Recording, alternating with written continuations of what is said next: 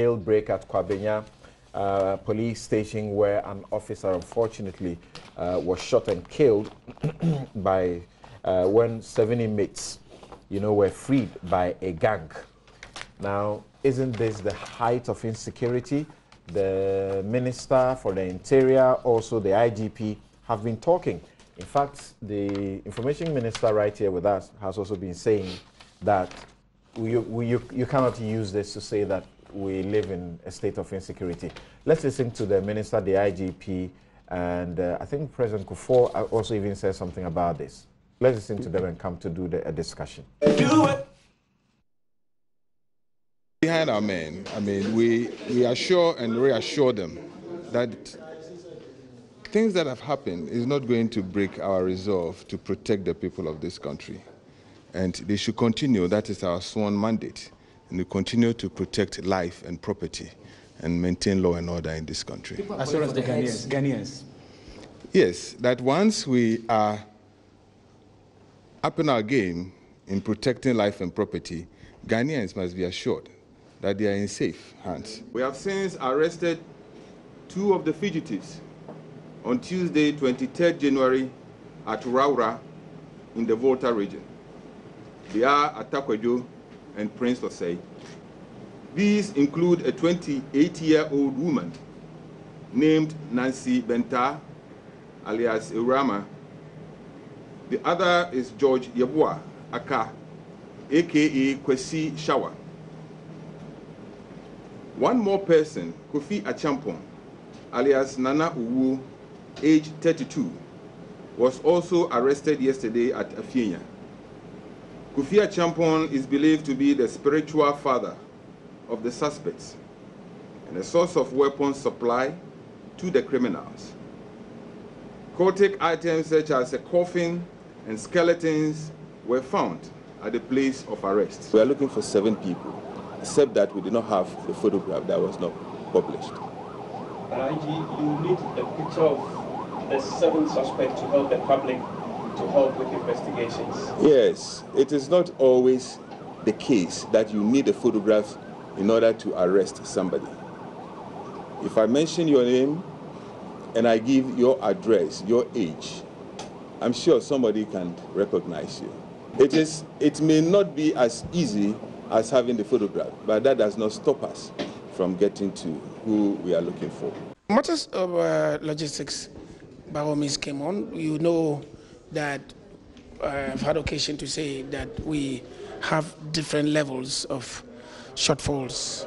First of all, from the personnel level, we have 1 policeman to 848 civilians.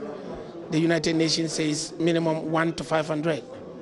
The government, is starting some recruitment this year of 2,000.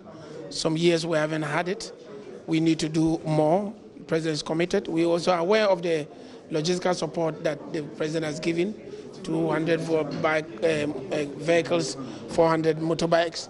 And that's because we are beginning to confront different type of crime now using motorbikes, that we need to change our ways. The issues that came up for interrogation were done. There was some in-depth exposition with relation to the issues, and we're generally very satisfied with the outcome. So for you, was it just a communication issue and the information not reaching you about what is being done to deal with the situation? An issue, something happened, a life was lost, and we all felt troubled that, listen, this is not the first time. You remember what happened at the Afram Plains, and coming on the back of that, we lost another life at Kwabenya. So we're just wondering whether or not the Ministry of the Interior, the government, and the police have strategies to contain and stem the future occurrence of Do they have strategies? Do they yes. Naturally, we should all be disturbed, but we shouldn't sound like we are overrun. We are not overrun, and I believe in the competence of our security agencies to overcome the trend, to arrest and contain the trend, so that our societies will continue to be peaceful, live peacefully. people can go about their duties and lives without undue fear. So yes, we should be concerned with people breaking into police cells to free criminals. This is not something that should happen in our country. But as I say, I believe our security agencies will rise to the occasion and contain it so that we can go about our lives peacefully. There's nothing surprising about Kwabenya at all. More of these attacks will happen and they'll continue to escalate until the state of Ghana says, how best do we understand the changing security and threat dynamics of Ghana located within an unstable sub-region, and how do we retool and retrain those who are on the front line?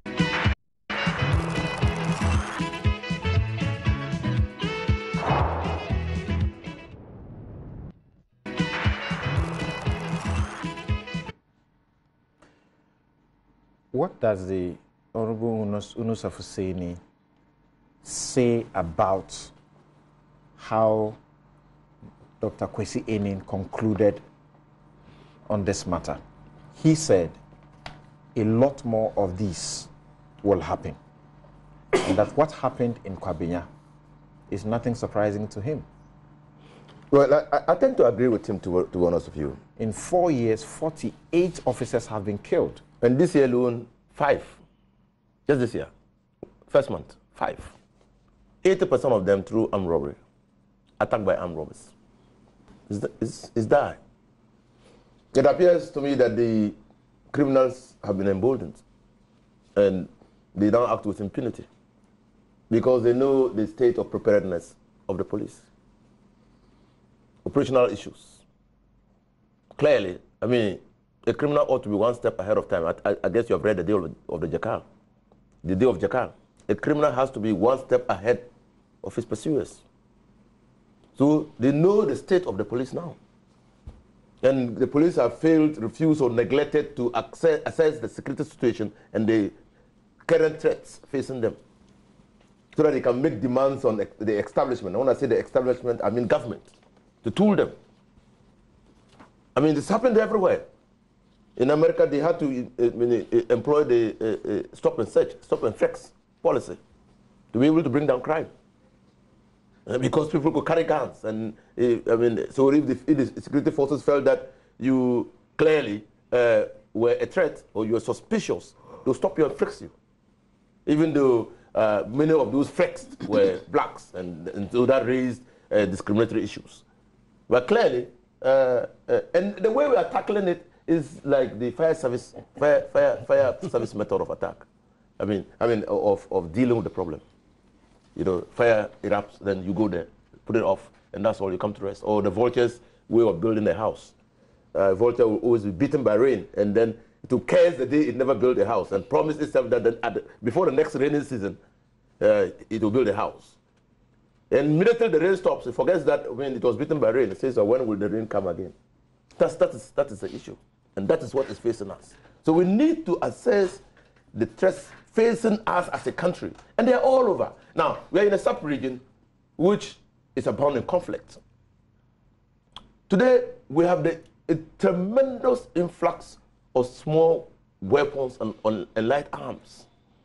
We have conflicts, chief council conflicts all over the place. I was talking to one of my laws in the northern region, in Bimbla to be precise, when a group of young boys just rode a motorbike to a certain command. In the north, we have developed some places where we call bases. Right.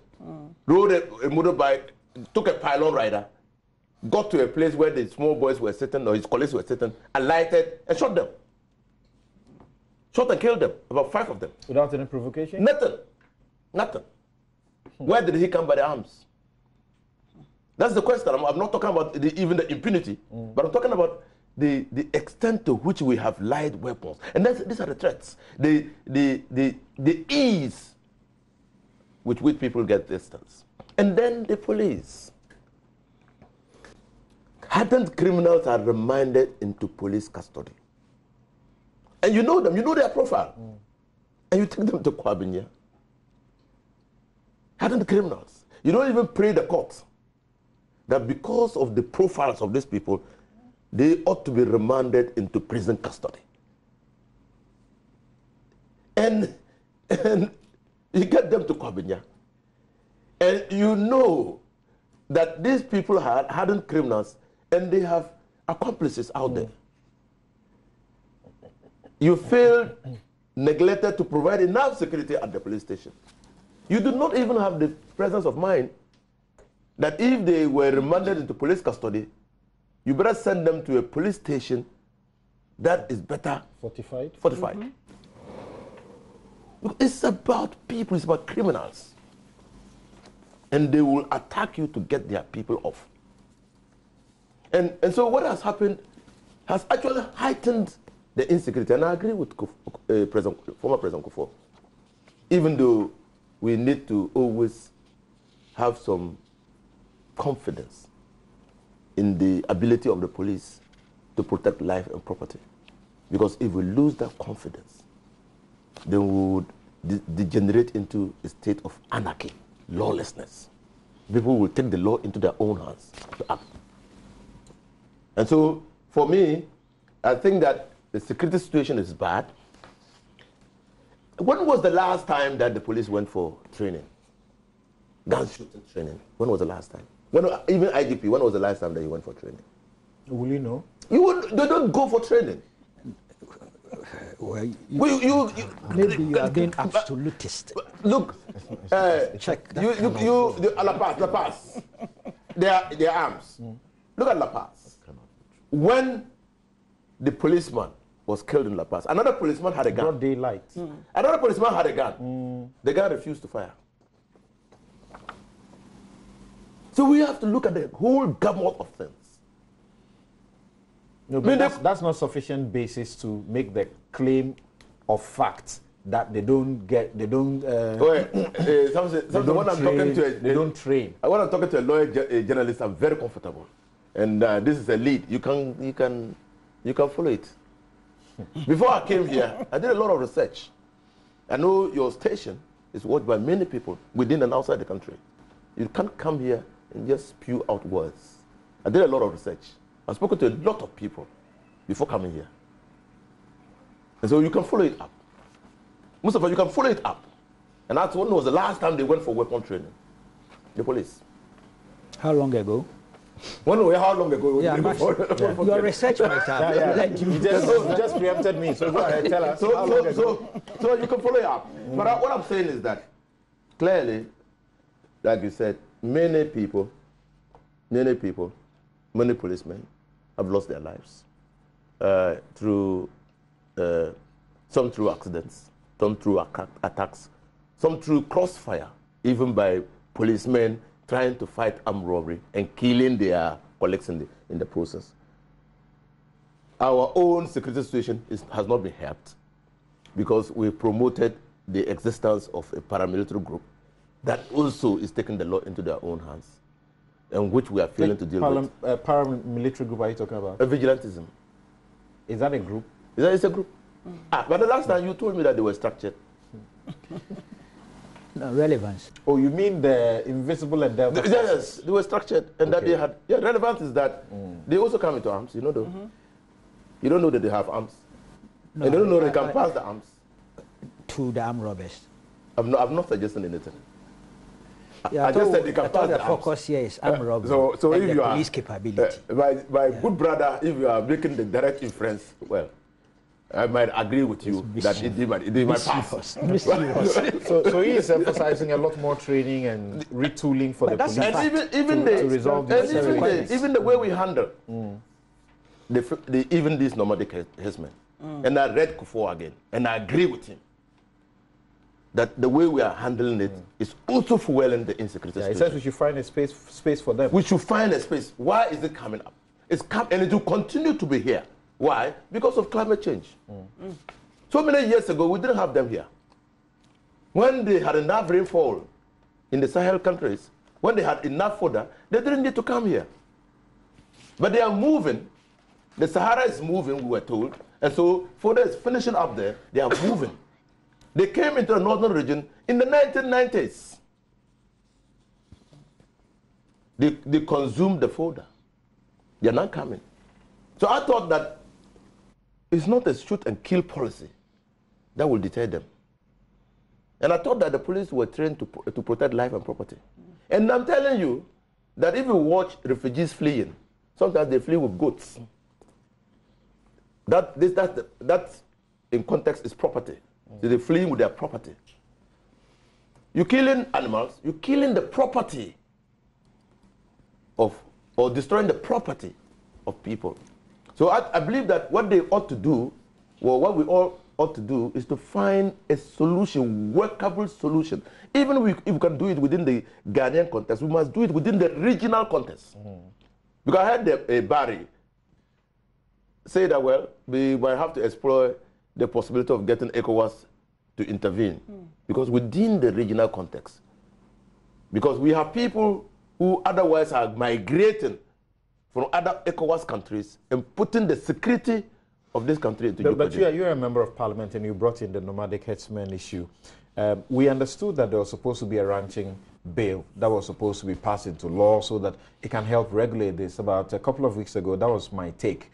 The week in which 73 Nigerians, had been killed as a result of this situation, and there was a mass burial for them. What's happened to that law? That law has not come yet. That law problem will have to be co-sponsored by the Minister of Interior and Minister of Agric, but it hasn't come yet. Okay. Now, Kweku, when you heard the news of this, breaking by this gang, and thankfully some of them are being arrested, how did you process it? That guys are going into cells to free their friends, and they are ready to kill the police to do that. I was worried, but I wasn't surprised. It isn't the first time. Just do the research.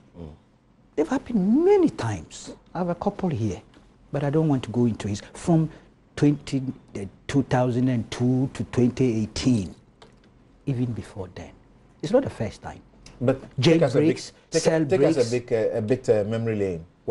Too many of them. Which instances are we referring to? No, we're talking here. See, the issues is this: jailbreaks, yes, murder of policemen, right? Put together.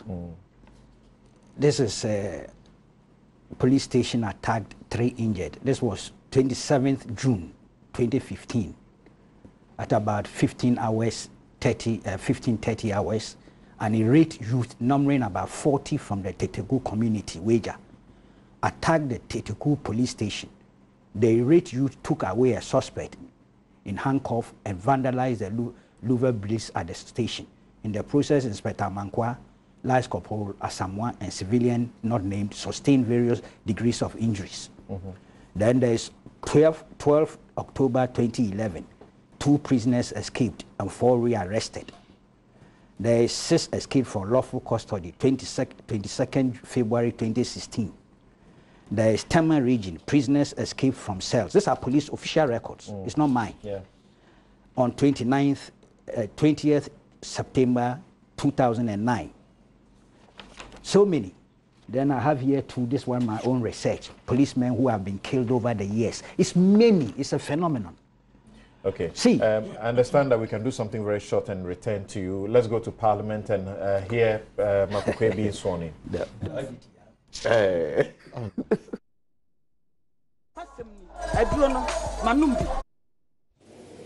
I, Michael Aaron Okwe, do in the name of the Almighty God swear. Do in the name of the Almighty God swear. That I will bear true faith and allegiance. That I will bear true faith and allegiance. To the Republic of Ghana. To the Republic of Ghana. As by law established. As by law established. That I will uphold the sovereignty and integrity of Ghana. That I will uphold the sovereignty and integrity of Ghana.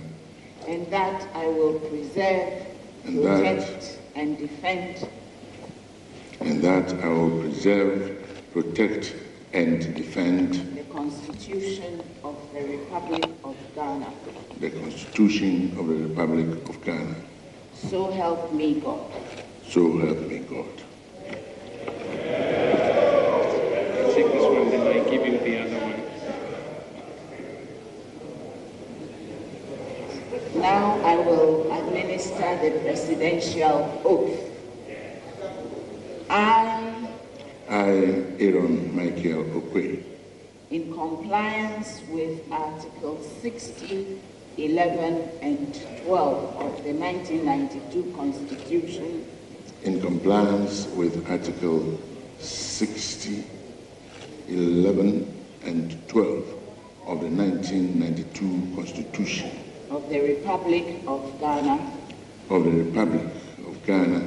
do in the name of the Almighty God, do in the name of the Almighty God, swear that I will be faithful and true swear that I will be faithful and true to the Republic of Ghana, to the Republic of Ghana, that I will at all times preserve,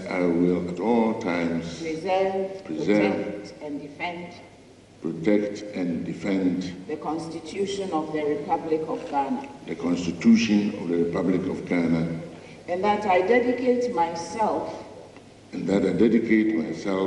the service and well-being of the people of the Republic of Ghana, and to do right to all manner of persons. I further solemnly swear that should I at any time break this oath of office, I shall submit myself to the laws of the Republic of Ghana. And suffer the penalty for it. So help me God. So help me God. Bring the code book and then this one. The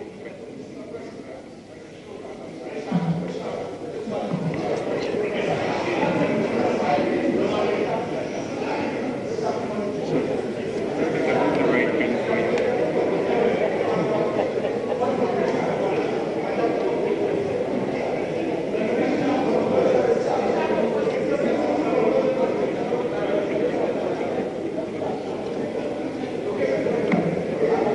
Of Parliament, who's just been taking the oath to act as president, whilst the president and the vice president are absent from the country.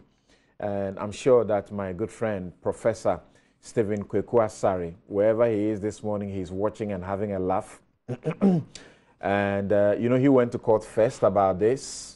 All his arguments he made about modern technology and the point that there's an absurdity in claiming that the president actually is unable to perform his duties because he's out of the country, does not wash. He was not heard. And then recently he went back to court together with Samuel Atamensa. They succeeded in part and failed in part. The success they made was that Doa Jaho had violated the Constitution by refusing to be sworn in before he assumed the job of acting president. I'm sure that Doa Jaho also by this morning is also sitting somewhere and saying, so tomorrow if the president came and he had to go out again, you swear him in again. Call the parliamentarians from everywhere. Okay, we're talking about security, Kweku. Yes. So I gave a list of escapees. No, again, it comes back to what kind of structures we put up for police stations, what kind of protective mechanisms we put in place, the training. The service itself is complaining that some of these structures are not good. They are going to do an audit, and maybe they will ask the community to assist them to have better places, or maybe remove the people from there. And if you are talking of murder or deaths, this is 13 July 2017, the shooting of 2 police personnel at La Paz. I'm told they've busted some. Then you have Accra, a policeman dies in line of duty. This is May 16, 2013. The source is Ghana Police. Then you have policeman killed by armed robber. That is May 31st, 2016. This is graphic report, daily graphic. Then robbers killed police in Accra, 1st June 2016. It's so many, and I think I heard you say 48 or so. Yes. Yes. So it's something that is disgusting, is worrying, and I have to be careful how I put what I'm going, articulate what I'm going to say. See, 48, huge figure, but even one, quite important. It's human life. So the quantum, yes, I don't want to underestimate it, but it is a reflection of how weak our institutions, particularly in this case the police, is, how poorly resourced it is over the period. And I'm talking here for maybe the last 30, if not 40 years. Successive governments have done what they could do. Give them vehicles, giving them some communication equipment, clearly inadequate, woefully inadequate. My brother was talking about whether they go for training or shooting and all that. I don't know whether we even bought them the weapons they could use for the training over the years. I'm wondering. Okay, the budgets come, they're always competing interests, of course. We look at education, we look at health, then we're looking at security. Then when we balance, the education, health get more. We forget that, okay, without a secure environment, some of these things too cannot be done. There's a competing thing. We have to be asking ourselves hard questions. We've left the police either poorly trained or poorly resourced or both. Yeah. How do we do the recruitment? So let's focus on how to modernize and retool the police. For once, let's all come together. Let's have a consensus and focus on this particular matter, that we haven't done well as a nation. If the police are well trained, well equipped, the police stations are well equipped, CCTV, all those things, it will be a deterrence in a way, and it will also be a catalyst in the fight. So yes, I cannot envisage a situation where there will be no incidents of attacks on police stations or mob action. I can't see that in its entirety. Dr. Kwesianin, who is an expert in the area, says we should expect more. We can expect some to occur here and there. This is a human society. Are we suggesting that there's a prescription for eliminating robbery entirely? No. He's not alone. He's not alone in highlighting that we are in a situation of greater impunity, which appears to encourage some of these. Yeah, but that is why we are asking for retooling and re-equipping of the police, retraining. We have identified a cure, and we are saying that we haven't done enough with the cure. So let's deal with it. You see, let's be concerned, but I don't think we should go for the exaggeration too. That could also immobilize us. Okay. If we are not careful. All right. Yeah. Now, Mona, you see, you go to a police station and they are asking you to assist them by offering your vehicle. They sit in and they move along with you. Yeah. Incredible. They won't know whose vehicle they are sitting in. How does this happen? Thank you, Samson. I mean, I do appreciate that we need to speak to the solution to some of these things, and some have come up this morning.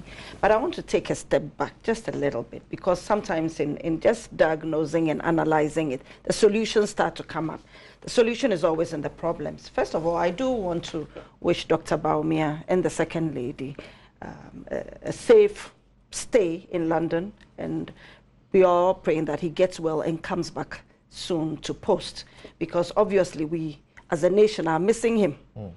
We keep having to swear in an acting president every now and then. So it would be nice that we see him back in his office. Right. And I know that they're uncomfortable being out of their own home. So we wish him a speedy recovery, and our prayers go to the Second Lady as she supports him to come back. The issue on the table, yes, is jailbreak and murder of policemen. The specific thing is armed robbery that has resulted in this. In looking at even the people involved, has created the issue about the regional instability, as it were. As within ECOWAS, people move around. We see 1 Nigerian, 6 Ghanaians. We keep seeing that as we have these things coming up. I want to start from the fact that as a growing population, both in Ghana and in the region, these things will start to come up. In the developed countries, the big ones, the USA, jailbreak, murder of policemen happen a lot, and you would find that it's concentrated in the high density areas, right. New York City, so forth. It doesn't mean that they don't have enough training or retooling and so forth for their policemen. It still happens. So I think we've all agreed that it's a human thing and it will still happen. However, in Ghana, I must agree with Malik and Inusa that we need to do more for our policemen. The big question is how much more, as we have competing priorities. I remember that whilst we were in government, we spent a lot on the policemen, on their equipment, their cars, their, what they use, torchlights, ammunition, and so forth. I would ask that perhaps we have some way of military-police collaboration, because the military go through this training all the time, to the extent that individuals who have registered arms can even go for training. I know people who have gone for training at Michelle Camp and so forth. So surely these facilities are available. Perhaps we can work together. So all of us coming together, when I say all of us, I don't mean me and you here, but the agencies involved, to see where there are resources within the system that can be used immediately to help the police. I noticed that some policemen who had died like this were given military burial. It shows that there is linkage. So let us go beyond just military burial. Let us go to where the military can also assist the police to strengthen them. Now, when we come, staying in the general, we are looking at a nation that needs to have peace and that needs to prosper off that peace. And therefore, when we have a government, that is one of their overriding goals, to make sure that there's peace, to make sure there's prosperity. And every government has tried, as we've all heard, but as we grow bigger, as climate change, a real factor, which sometimes seems evasive, occurs, we will have people moving, and they'll be moving their assets themselves, as Honorable Inusa has said, from where no longer makes sense economically to where it does. So we continue to have a higher density, higher density areas. The urban poor continues to grow because people have come to a place that is not their natural home. So destroying of assets and things creates a lot of anger. So as you have more people and there's anger, there's bitterness and so forth, we continue to see these uprisings. It is not unusual. Dr. Enin mentioned that, and I agree with him on that. I don't agree with him that, therefore, we will see more and more of it, even though there are copycat situations. I remember when the university students, a few of them started to commit suicide, the psychologist said, let's be careful how we publicize this because you will see copycat situations. This could also happen here. But we know that there are some fundamental things, economic situations that need to be taken care of. It is not only Ghana's problem. I believe that it is the region's problem, and it is even an international problem. We need to discuss unemployment. This thing about governments coming out and say it's a fait accompli, we've solved all the economic issues, we've solved all unemployment issues. Please, let us be circumspect. We have not. It is work in progress. We need to go beyond our own resources and ask others to help in resolving unemployment issues, climate change issues, economic issues, and that is not going for aid. Because I agree with don't go for aid, but go for what will make it work. But this will make this country work as well and make the region work. Let's get the assistance we need from all of these other places. That way our young men and women will not migrate out. They will not stay and become a burden on us, but that they will stay and be good and productive citizens here. So all this is important psychologically and so forth for us to do well. So I think that it's a big issue. There are many factors involved, and we do need a team, a multi-sector team to sit down and look at all these issues and decide where we get help from and resolve the issue. It is not a problem that cannot be solved. Okay. It can, but it needs focus and attention. And as you say, jobs is one of the many ways to bring crime down. I suppose that is admitted worldwide, and all governments say they're doing their best to create jobs. I'm sure there's none that ever says that they have created all the jobs that have to be created. Now, Mustafa, you had, you had to speak to the press and say that we shouldn't, as it were, elevate this to a question of insecurity in the nation as a whole. On what basis do you say that against what the experts say we should expect more? Well, the saying that we should expect more, in my view, is a logical inference. Logical inference in the sense that it is a human society and that there are deviant people in society, that deviant behavior is part of every society's makeup. And the Honorable Monakwati has said that even in advanced countries, people who are reputed to be superpowers and etc., every day we hear about jailbreaks and police being killed and etc. So the inference that there will be a lot more, in my view, is not a statement of doom. Okay, it's just a logical inference to say that there would always be criminal behavior. And indeed, what Kweku Bakun put out about the history of these matters from several years shows that point.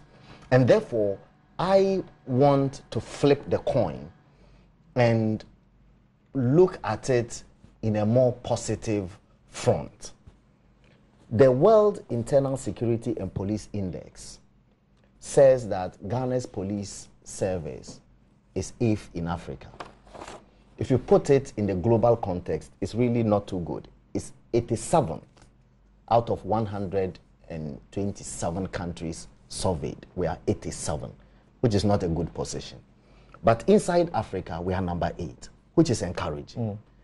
And quite frankly, if you look in the West Africa region, Ghana has become a haven of stability and a place where many of our neighbors are now running to, for safety. Even if you go to our universities these days, you find students from Nigeria, Sierra Leone, Liberia, and when you ask them, they say that it is peaceful here. Recently, I went with the president to Owerri in Nigeria, and then I had a friend come and see me in the hotel. At 8 p.m., he said, "My brother, I have to go home." In Owerri, it is dangerous to be out on the streets after 8 p.m. As a minister of state, I drive around all by myself, like I drove here. I go to Wachi base at Antimony and sit with boys and eat Wachi, and I don't feel threatened. That in itself shows that somehow or rather that our country has a certain sense of relative safeguarding. That is the issue. I'm coming, yeah. So once in a while, people will hurt people. People will break jail. Even in the revolution days, when the army was in charge of our country, people still broke Nsawam jail and freed people. No, today where they are the best of jails, people are breaking them. Exactly. So the point I'm making is that let us assess our police based on the constraints that they have. And Malik Wekubako has painted the picture of the kinds of constraints that they face. Now, in the face of those constraints, let's look at, there are two, if you want, steps in terms of crime prevention or whatever. One is the preventive measure. Are their intelligence sharp enough to be able to sense these things before they become full-blown crimes? In many cases, they have been able to nip these things in the bud. The recent example was the Odoko grenade one, where through cooperation from the public and so on, they were able to arrest these boys before they committed their crime. Now let's look at all the incidents where people have actually eluded the preventive mechanism in order to commit those crimes. Have the police been able, through their investigation, find the culprits and arrest them? And you will find that in almost all these incidents, they have found the people. The fact that the people broke jail in Kwabenya and were arrested in Raura in the Volta region should tell you that, quite frankly, the intelligence is really, if it's not top-notch, but at least it's above average, you know, to be modest. And so I would rather that we equip them. The Minister for Interior has said that the recent government initiative of providing 200 vehicles, 400 motorbike is the process of retooling and getting them on top of their game. I hope that we go beyond that to provide the weaponry and so on. As to the thesis or theory that they haven't gone for weapons training for God knows how long, I'm not so sure. The reason I'm not so sure is that every so often our police are called upon to engage in all sorts of operation for the maintenance of peace. We have Operation Halt, we have Operation Calm Life, we have Operation Cowleg, we have Operation Gong Gong. These are the ones that I can recall. And then, of course, Operation Vanguard, the recent one. Yeah. So before they go for all of these operations, it is standard procedure that they go for what they call concentration. So when they go for concentration is where they go to prepare to go to the theaters of operation. At the concentration basis, they learn shooting, they if you want, perfect their skills and so on. So it cannot be true that the police have not had recent cases where they have gone for training. And if you say that, okay, it's because of Operation Cowleg or Calm Life or Gong Gong or Halt that they went for the operation, those who go for, these operations are rotational. Okay, for example, the first deployments that we did of Operation Vanguard and the police people who went for the training, the shooting training, and everything, have come back home. And they are back deployed in our society. And another group has been trained and gone to Operation Vanguard. They too will come every 6 months. They are rotated. So in the end, even though it is these operations that have resulted in the retraining in terms of shooting and so on, at the end of the day, when they go for that operation and they are rotated, they come back into the system and then they use the skill to continue to protect us. So I'm saying that practically it cannot be true that our police have not gone for weapons training for God knows how long. Number 3, we have the SWAT unit of the police service, which is basically almost like an elite unit within the Ghana police service. The SWAT unit is a unit that all of the time, by principle and by training and by philosophy and everything else, is always constantly on the alert, so that what they call in the security services, when there's a fire alarm, they take their weapons and they go to the theater of operation. So it really cannot be true by any stretch of imagination to assume that there will be a country like Ghana where there will be a police service and for even 1 year no policeman has gone for weapon training. It's unfathomable. It's not correct. So my general summary of the matter, it's good that, you know, somehow they have managed to arrest some of them, and they are hoping that they will be able to get the arrest as soon as possible. But another concern that citizens have is that when, you know, crimes are committed against their own, as in the police, they are very swift in finding the perpetrators. It took them less than 48 hours to announce to us that some arrests have been made. It would not have happened, they say, in a normal situation. How fair is that? Well, maybe statistically, let's get the statistics. Again, Kweku's intervention is correct. You see, I have no evidence to refute what you are saying. At the same time, I can only infer that it is because the incidents of shootings and killings of police people and of jailbreaks become national discourses.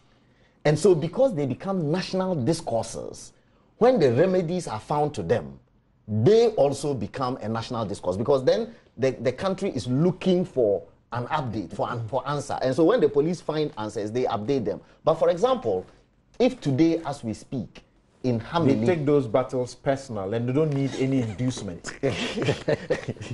Again, I'm not so sure. They don't need you to pay for their transport. Let me mention something to Hamid before he does his general summary. Yes. Hamid, please don't forget that even as we try to speak about solutions here, Honorable Inusa made a very important point about reactionary behavior of the police. Here you have a police station where you have these high security armed robbers there, and there is no policeman there who has a gun. There's supposed to be a guard on duty who has one gun.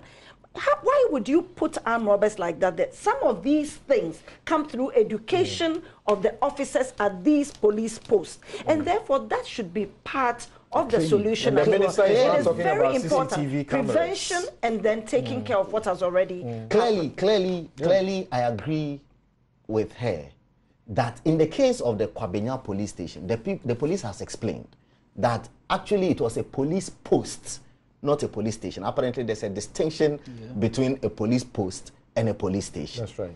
It was bequeathed to them by the atomic energy. Those armed robbers should not have been there. That's the point. That's the point I'm driving to.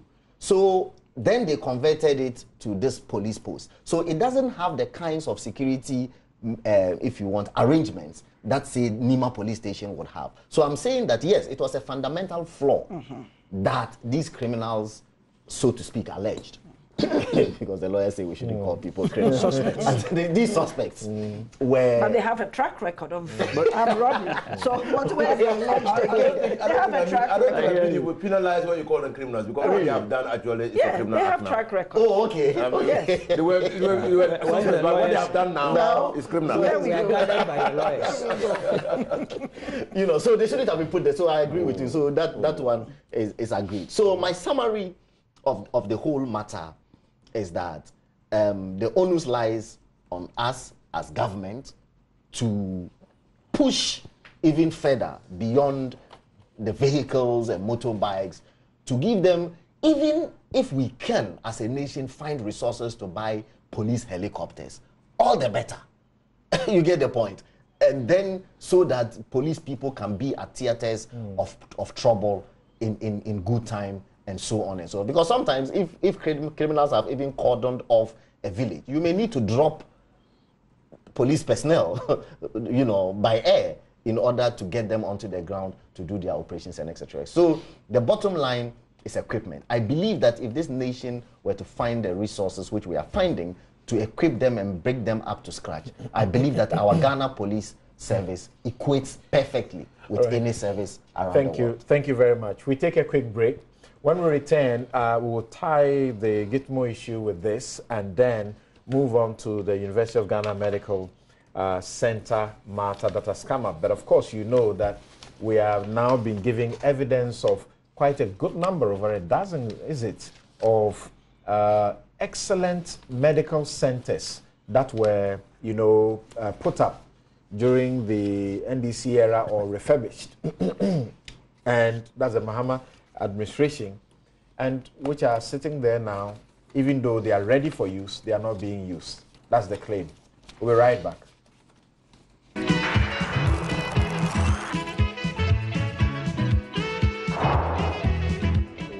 Now, some of your messages that have been coming in, you have very interesting messages about the birth and death registry and the thing that is going on. And let me share this with you. Kujazanti is asking, says Samson, discipline, you say, how do you think the Chinese register names?